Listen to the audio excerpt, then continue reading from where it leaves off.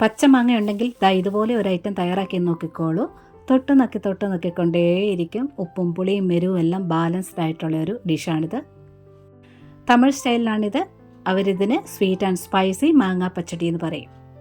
നമുക്കിത് sweet and spicy ഒരു variety mango pickle എന്ന് പറയാം. ചോറിനൊപ്പം ബിരിയാണിക്കും ഫ്രൈഡ് റൈസിൻ്റെ കൂടെയൊക്കെ സൈഡ് ഡിഷായിട്ടൊക്കെ അടിപൊളി ഐറ്റം തന്നെയാണിത്. എങ്ങനെയാണ് തയ്യാറാക്കിയെടുക്കുന്നത് നോക്കാം. ഞാനിവിടെ ഒരു പാത്രം വെച്ചിട്ടുണ്ട്. ഇതിലോട്ട് 1 കപ്പ് ചീകിയെടുത്ത് ശർക്കര ചേർക്കുക. 1/4 കപ്പ് വെള്ളം കൂടെ ഒഴിച്ചിട്ട് ഒന്ന് ചൂടാക്കിയെടുക്കുക. അതായത് ഇതെല്ലാം ഒന്ന് അലിഞ്ഞ് കിട്ടിയാൽ മതി. ശർക്കരയുടെ അഴുക്ക് മാറ്റാൻ വേണ്ടി ഒന്ന് അലിയിച്ചെടുക്കുകയാണ്. എന്നിട്ട് അരിപ്പ പാത്രത്തിലോട്ട് അരിച്ചു മാറ്റി വയ്ക്കുക. ഒരു ചട്ടി വെച്ചിട്ടുണ്ട്. ഇനി എണ്ണ ഒഴിക്കാം. നല്ലെണ്ണ ഒഴിക്കാം, ഇല്ലെങ്കിൽ സൺഫ്ലവർ ഓയിൽ ഒഴിക്കാം.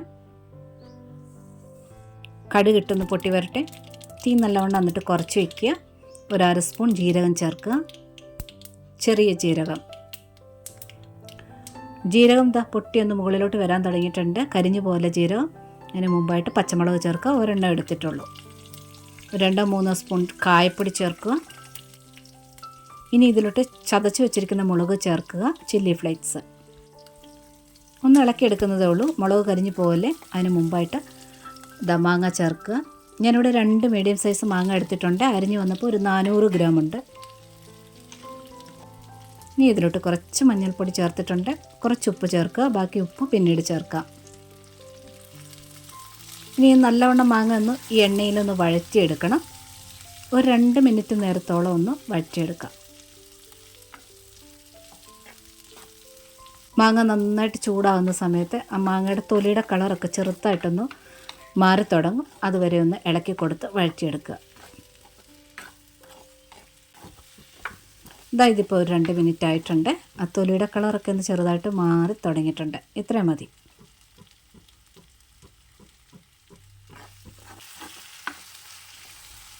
തീ ഒരു മീഡിയം ഫ്ലെയിമിൽ വെച്ചാൽ മതിയാവും. ഇനി ഇതിലോട്ട് മുളക് പൊടി ചേർക്കാം. ഞാനിവിടെ ഒരു 1/4 സ്പൂണിനടുത്തായിട്ട് ചേർത്തിട്ടുണ്ട്. കാശ്മീരി മുളക് പൊടിയാണ് ചേർത്തിരിക്കുന്നത്. അതുകൊണ്ട് അത്ര എടുത്തിട്ടുള്ളത്. നല്ല എരിവുള്ള മുളക് പൊടിയാണെങ്കിൽ 1 സ്പൂണിനടുത്ത് ചേർത്താൽ മതിയാകും. ഇനി നല്ലവണ്ണം ഒന്ന് ഇളക്കിയെടുക്കുക.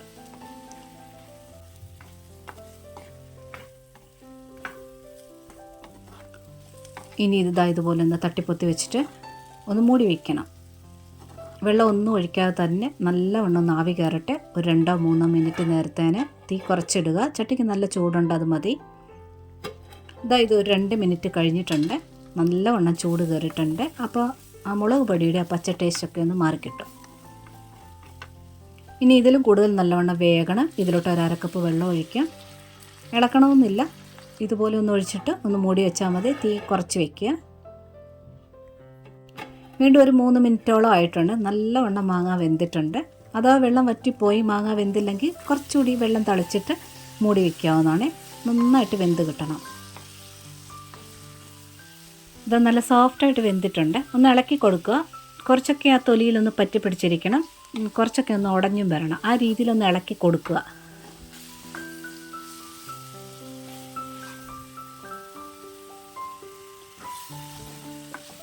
കണ്ടില്ലേ, കുറച്ചൊക്കെ ഒന്ന് ഉടച്ചു കൊടുത്തിട്ടുണ്ട്.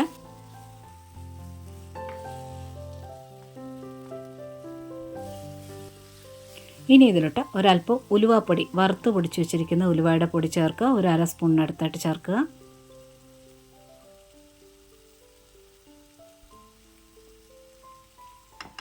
ഒരു 1/4 സ്പൂൺ കുരുമുളക് പൊടിയൂടെ ചേർക്കുക.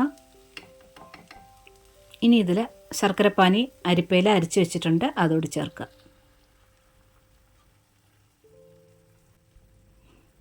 ഇനി നന്നായിട്ടൊന്ന് മിക്സ് ചെയ്തെടുക്കാം. ഇനി തീയെ നല്ലവണ്ണം കൂട്ടി വെക്കേണ്ട. കുറഞ്ഞ തീയിൽ തന്നെ ഒരു 10 മിനിറ്റ് നേരത്തോളം ഇത് ആ ശർക്കര പാനിക്കകത്ത് കിടന്ന് വേകട്ടെ.